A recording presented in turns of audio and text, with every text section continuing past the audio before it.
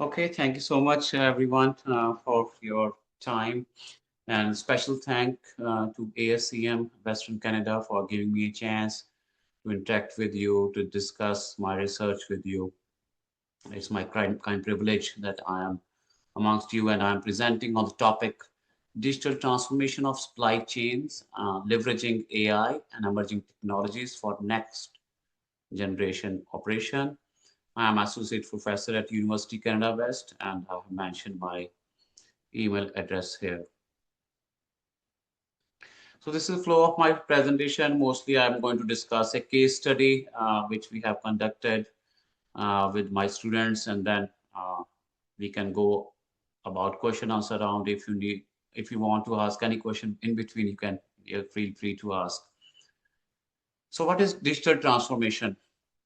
So digital transformation refers to integration of digital technologies. We say AI, we say blockchain, we use lot of uh, fuzzy words, but really speaking, it's not only AI, it is not only about blockchain, about digital twin.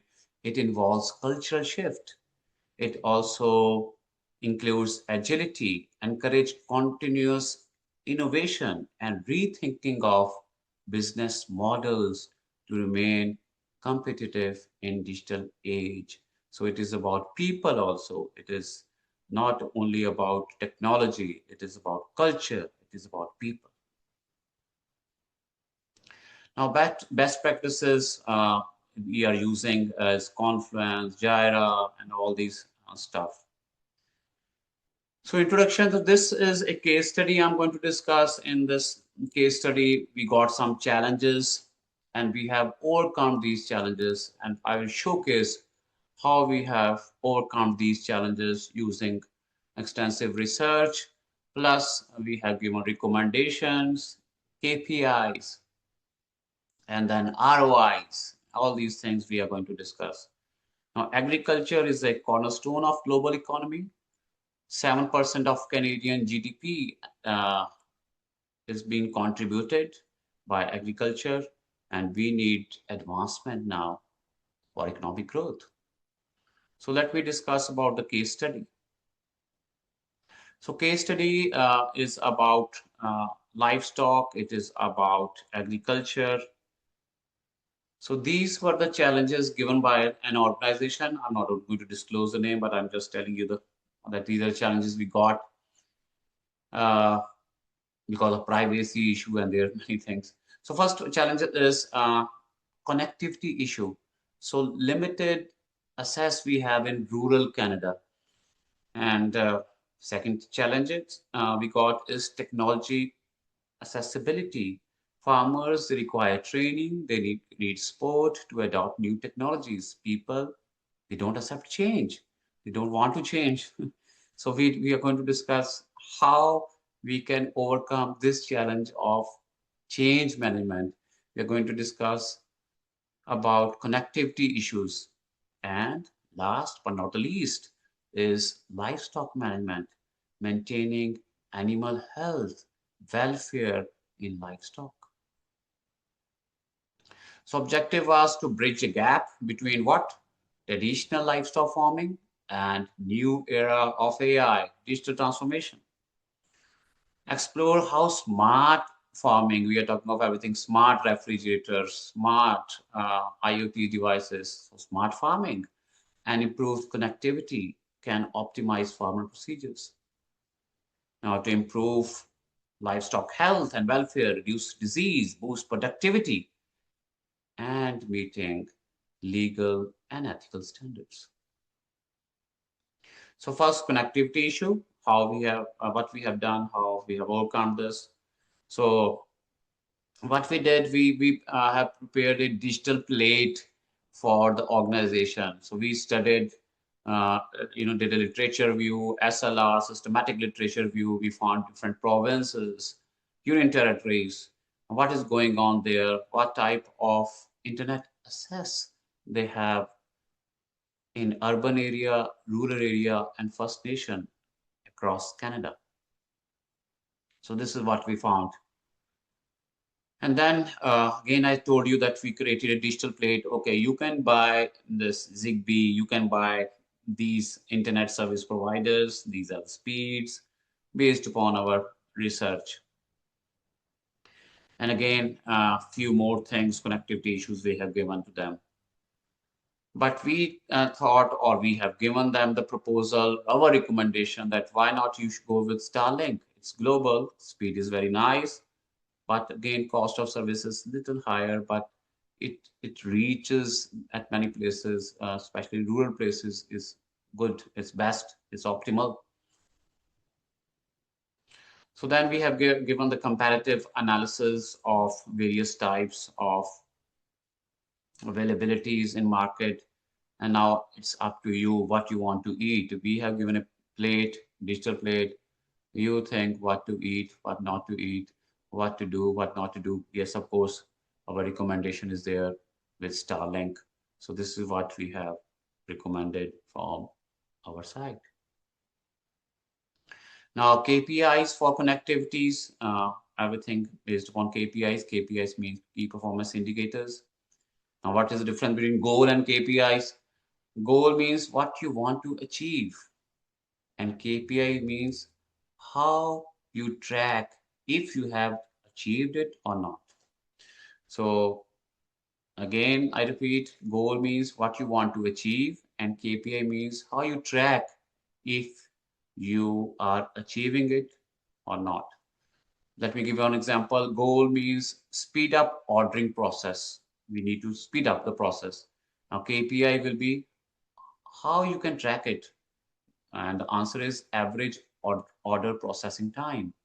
So KPI means how you can track that you have reached what you want to achieve or goal of your organization or of your life. So KPIs for connectivity, first is connection speed, track average connection speed offered to farmers for download and upload. And power efficiency, connectivity tools battery should be functional even with limited power. And accessibility, measure the extent of coverage, ensuring internet services provided covers each area in the form. Working implementation, low power wireless technologies available, Wi-Fi, Starlink. So these things are, we have done the research. We found that it results in 22.1% increase in marketable yield, and so on. Now, second challenge. Second challenge, again, one of the vital challenges of change management, acceptance of change, technology accessibility, and what we can do. First, available programs are there, and courses like advanced payment program and all these programs are already available. We can promote digital literacy training amongst farmers. Now, what we found that as per our research, age between most of the farmers, they are having less, degrees, because of course they are doing another job, farming and all. They are not much into education. So this is what research is saying. Research is saying that age between, 60 to 64, 70 to 70 years and older, they're not accepting change. Mostly 25 to 29-year-old farmers, they are having 82%, 82.20, they are tech savvy. They like technology. They want to work with technology. But others, they don't want. They are not into technology even. Now, that comes at car models. So we need to have awareness of the need for the change. Why they need change? We need to aware them. So based upon at car model, we need to have support them with their change, at the desire to learn, to change, accept change, and knowledge of how to change. Now, I am accepting change, but how to change? Because storming stage comes when we try to say people, please change, and how to change. Then ability to demonstrate skills and behavior, and reinforcement mean to keep the change in place. So we are discussing about let's okay, we can give some training programs, some uh, web app, mobile app we can create for you. These will be the cost involved because budget is one of the main concern. How much training program and all. So now for KPIs for technology assessment, we have training completion, we have technology utilization. Now, again, from this KPMG, we found this graph. Yes, we are saying training, training, training. What is the effectiveness of the training? Will the training will enhance the driving productivity? Yes, as per the KPMG research, answer is yes. So you can see from the graph, from the research that it has been increased to 53%. So earlier it was 42%. So there's increase in the graph, in the line graph, in the line chart where we have seen the effectiveness of training. So training will surely enhance driving productivity as per KPMG report. Recommendation: periodic digital literacy program, including training session, workshops, and education content to improve knowledge and skills of multiple stakeholders. We need to do periodic digital literacy program, including training sessions, workshops, etc. Now, successful implementation training program, as per the research, says 1.7% members were willing to engage in green production, joining a farmer organization boost adoption rate for machinery by this and this. Of course, community engagement training program has success as per the literature view, as per the international journals of social economics. Last but not the least is the livestock management, how to manage livestock. So livestock management system that incorporate different zones into tracking movement, health monitoring. We want that livestock should not die. So what to do? Uh, what about what technology will, how technology can help and or enhance or boost this challenge? So what we have done, we are saying, why not we have RFID tags, GPS sensors, accelerometer sensors, heart rate monitors, environmental sensors, temperature, humidity, air, and we have air tags with biometric sensors, temperature sensors. Now, what are these sensors? How they can help livestock management? Let us dig into it. So this is about RFID, right? RFID means radio frequency identification detector. It's a small electronic device attached to the object or livestock. It contains a microchip. It stores the data and an antenna transmit data. There are RFID readers. There are RFID tags. I will show you these tags and all what we have developed. I'm going to stop the presentation, but I will show you here that what are the tags and readers so that you have a feeling of this. What is RFID reader? But I'm talking about microchips. It's like a small computer which stores data, transmit data, and it captures tags, information, and send it to the computer system. Okay, so here I'm going to stop my presentation. I just want to showcase you and then we can move forward. So these are our RFID tags, and I was talking about these things, chips and all. These are some jumper wires. So this is what we have to have. It's like a prototype. You can see here inside. I hope you can see what I'm want to show you here. Here they were connected wires and all. Okay, so let us continue. So RFID readers programs, RFID tags, we are saying it should be on the livestock so that we can see or detect the disease they have and prevent them from, dying early, or prevent them to cure the disease early. So it's always said that prevention is better than cure. So why not cure them using technology? So I was talking about tags, I was talking of RFID readers. So this we are saying maybe the ear, maybe on the nail. So different, people, different industries, they use different RFID tags used to identify and track items or animals wirelessly. Then we are talking of GPS sensors.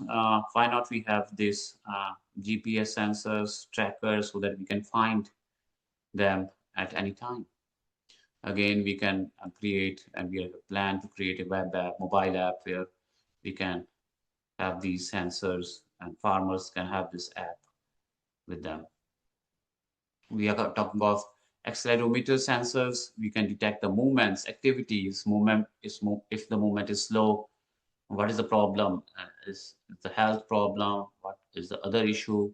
We can check through these accelerometer sensors. These are all IoT sensors. Then we are talking of ear tag with biometrics, smart tags, IoT smart tags that track animals' health data. So why not we have this biometric ear tags? Then temperature sensor, humidity sensors, all these things we are saying that it should be there, maybe on the body or maybe near that place where that livestock is there, because there are now ethical issues involved when we say everything on the body. We are having so many things on the body, but this is technology.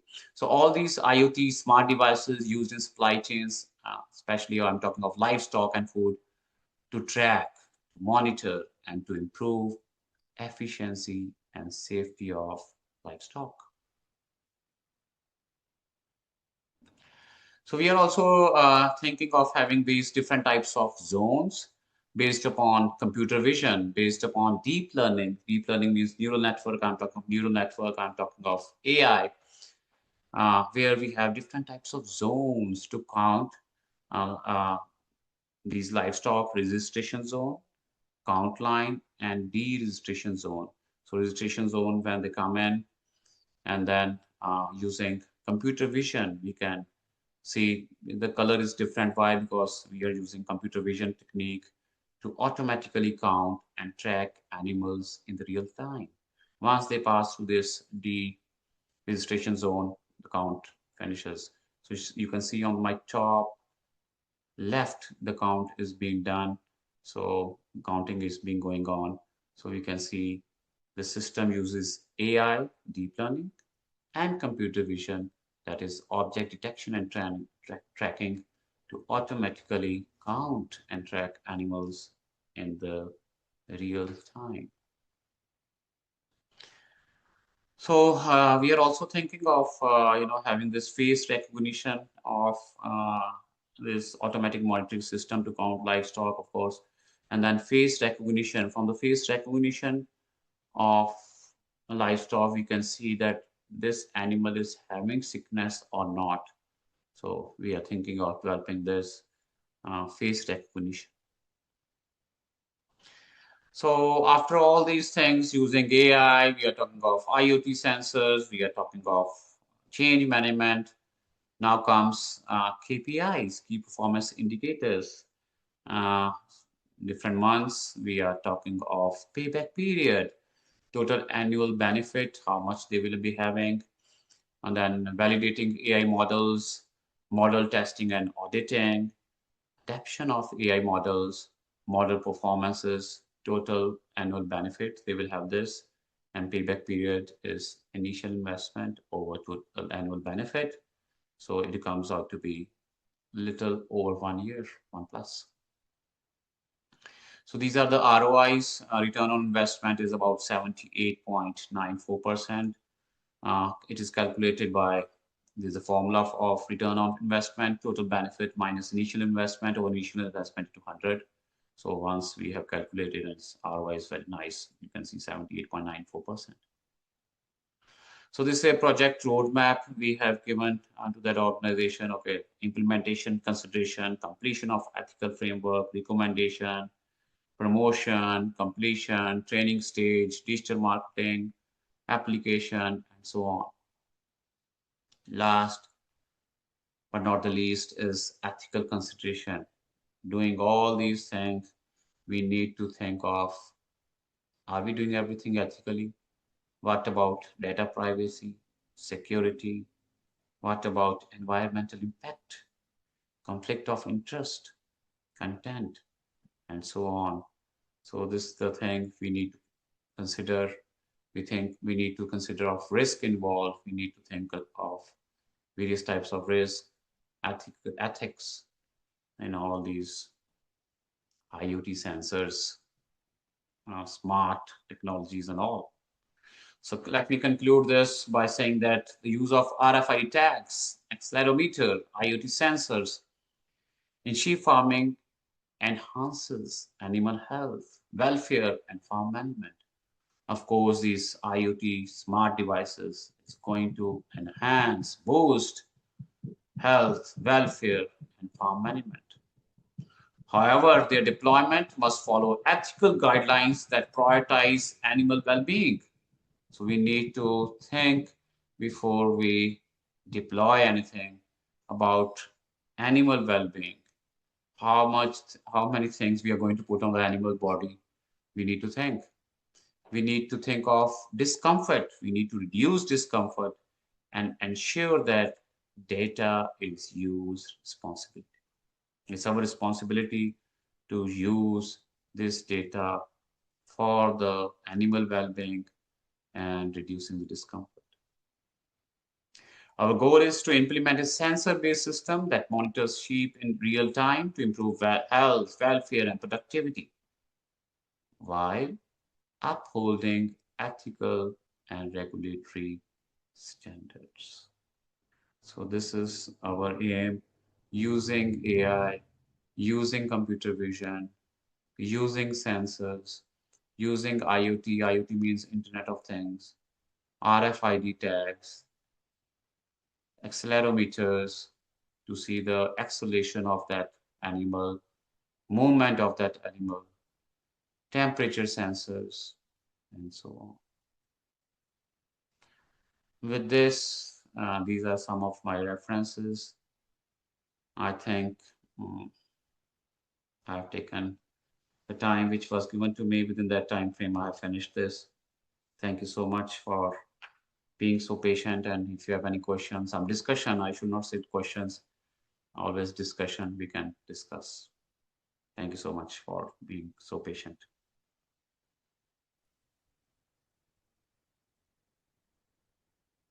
Okay, if you do have any questions, you have the option of coming on mic or typing in the chat.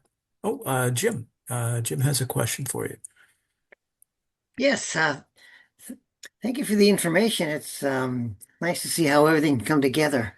But do you see with the Internet of Things coming where you'd be taking some of the sensors, the temperature sensors, the biometrics, the accelerometer, all coming together as one smaller module that you would put onto the animal, so you don't have different sensors all over the place and trying to get different readings? Is that what something that is presently being thought of? Yes, great questions. Yes, really speaking, I haven't thought of, but now I will think on this issue. Why? Because these sensors work differently. This is one thing what I thought when I was, researching. But yes, you can, because so many things putting on the body is not easy, and of course, it is causing discomfort also. We are having eye watches, we are having these things on our ears, and all these things. Um, of course, we are with technology, but yes, these are emitting some infrared rays, cosmic rays, and I agree with you that why not to have in one place everything. So what you want to say is that all these sensors should be added in one place and then added into the body. Yes. Yes, like think of Yeah. like a Yeah. dog collar type of thing where you can have different Yes. sensors along the collar type of thing that would go Yeah. on instead of like I say the discomfort, and if it Yeah. turns the wrong way and loses a sensor, then you lose that data type of thing. Or when they're getting Yeah. frisky in the field type of thing, all those that can happen. Yeah. I agree. I agree with you. And great suggestion. Hopefully, yeah. Of course, we are going to implement that. Everything should be in one place. Yes. And just a follow-up question. Yes. Um, the duration of the battery power, for lack of a better term, for the sensors. Um, I don't know how the weather is during the time, but cold weather versus hot weather versus spring weather versus snow versus freezing rain. How does it work in there, or does it work in different variations? Yes, of course, where there's different variation, we need to change, and we have to monitor our sensors. We have to see that it is working properly or not. Yes, it depends upon the place where we are, inculcating it. Great. Thank you, Jim. Mike. Mike has a question. Yeah, it seems like a very interesting case. I would assume as well there could be additional value for the farmer. So thinking about like if it's on beef cows or sheep, if they could provide the data for a certain animal to the processor when they send it to slaughter, they could prove that the animal either hadn't had disease or hadn't been subject to a certain amount of stress. So I can actually see that there would be additional paybacks more than just sort of like knowing where all your cows are and what they've been up to. Yes, you are right. Because if we get the data, then it becomes a little easy.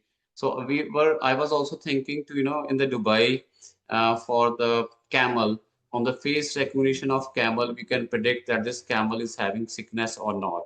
But if I get the data, it becomes easy for me to do programming instead of adding all these IoT sensors, as told by Mr. Jim. And then collecting the data and then making a computer vision or machine learning or deep learning programming. So yes, you are right that it's a little hectic process, but once we go there and people help us, then it becomes easy for us to process the things. But really speaking, people, they don't accept all these changes, especially at the age. I should not say age is a bar, but at when I say to my father, he say, "Oh no, I don't like these technologies," and he don't want to use anything. I told him, I said, "What phone you want?" And he said, "I want Nokia." I said, "Nokia is no more now," but he said, "No, I need only Nokia." So yeah, you are right, Mike, that of course, once we get the data, it becomes easy for us to do more, deep learning and machine learning. Yes, thank you. Thanks for your question. Great. Great. Thanks. Jim, do you have another question or comment? Yes, segue to what Mike was mentioning. In blockchain these days, or you hear about an outbreak of disease in the farmer's field, those type of things, and some companies with blockchain that can track it right back to the field where the plant was, type of thing. Do you see this evolving into that also?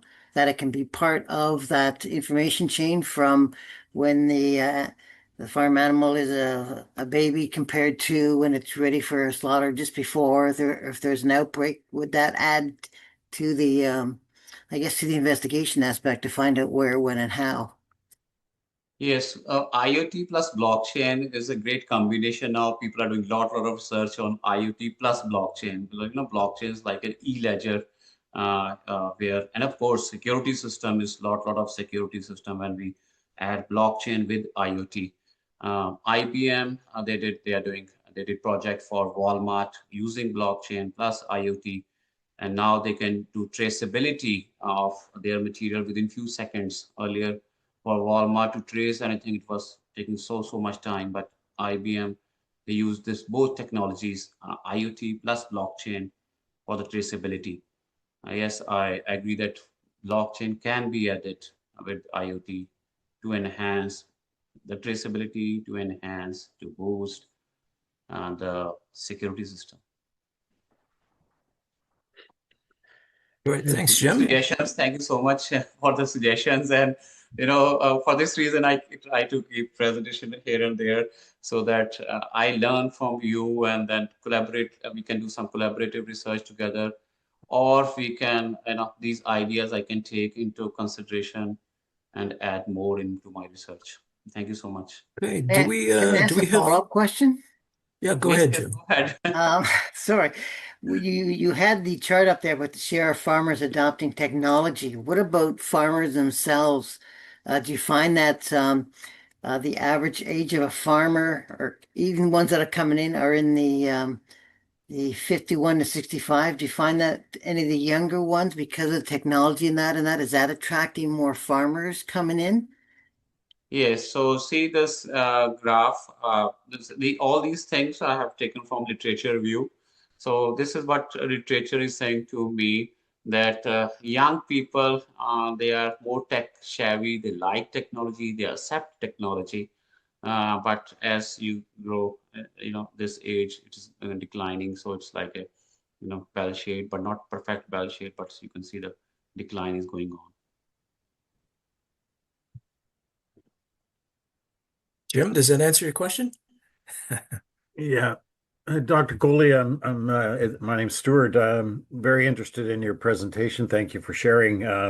I know in the dairy industry, this is used quite commonly already. They often will have RFIDs monitoring milk production, quality of milk, different parameters within the milk, and even dispensing feed based on the ID of the cow in order to maximize milk production, and can easily monitor uh, the quality of the milk, the volume of milk in order to measure the cow's health parameters as well. And so it's interesting to see this expanded into sheep and various other aspects. So appreciate your presentation. You know, I'm interested in your thoughts on extending that into poultry. I mean, obviously you don't want to be labeling every chicken or anything, but when you can kind of measure different laying production or this type of thing, you could think that there'd be an application in that regard potentially. Of course. And the aim was to prepare a web app or mobile app so that from the mobile app they can see what is going on Hmm. instead of thinking of what is IoT, what is it. They don't want to learn all these things, and we don't want to teach them all these things. So why not they have the app? From the app they can see what is going on. Yeah, yeah. Great. Thanks for the question and comment, Stuart. Any other questions, guys? I was just going to make another quick comment about the adaptability. So I think the trend of farmers, certainly, I mean, I grew up on a farm, small farm, family farm, but I think the trend is now towards corporate, larger farms. So I think in terms of adaptability, like, yes, you may have an older farmer, but you may have younger workers on that farm who are more comfortable with the technology, right? No different than any business where the CEO may not be the person out there using the technology and doesn't need to understand it. It's really those folks that are using it more. So I think that's a factor too. Yes, you're right. Yeah, thank you so much for the great feedback. I am blessed that I have all the intellectual people in front of me and getting lot of input from them, and surely it will be enhancing my knowledge, and implementation phase will be more refined. It's good feedback. And so we'll be sharing the presentation as well. You may be aware we record these sessions. We do have a YouTube channel, so we will be sending out the link to the YouTube channel. If you want to follow us, the chapter is posting. Usually we're doing about 2 PDMs a month. So a lot of different variety of topics, a lot of AI topics coming up. over the next little while. And then as well in the summits in October. It's going to be very AI centric as well as procurement centric. So a lot of stuff on the go. But again, we'll post this. If there are any additional questions, you can always reach out to Dr. Amit Kohli. We will have his details in the presentation and is also in the video recording and the email that we send out. Are there any additional questions before we close off? Hi there. This is Hello. Arvind. I just have a quick question. It's a great presentation. It's good to kind of know how things are evolving on the AI side. That includes the farm and industries. I just have a quick question to Dr. Amit here. Have you thought about any aspect of tying this together with the CFI or Health Canada to collect these data and aid on providing these informations or collect these informations that eventually helps like you said, traceability and animal health and all those kind of things. So right now, answer is I haven't done this. This is just a preliminary stage. What we have thought of based upon the literature view, based upon research studies, because as a professor, mostly we dig into first lot of research. We read lot of research papers, previous papers, and then come up with some plan. So right now, this was the plan recommendation, but of course, the next stage will be how to implement it, how to deploy it. This is all based upon what people have done or what we are thinking of can be done. But sure, I will be in touch with Health Canada, as you said, and then of course, if they provide me all these data, then I'm trained in AI tools, I'm trained in computer vision and machine learning and deep learning, then I'm going to implement all these things. Great. Thank you. Awesome. Thank you. Any other questions or comments, guys?